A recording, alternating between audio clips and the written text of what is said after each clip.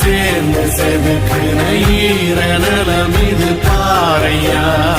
வாழும் வரையிலும் நீயும் விதைக்கிற கடமை இருக்கு கேளையா. கோழி விளக்காயேந்தி கிடந்த வீடு இருண்டது ஏனையா. மாட விளக்கா நீயும் வரத்தா வீடு ஏங்கி இருக்குதையா.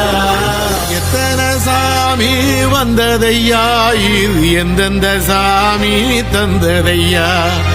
எத்தனை பாட்ட சொன்னதையா, அத சுத்துற பூமி கண்டதையா. அடிச்சு வீச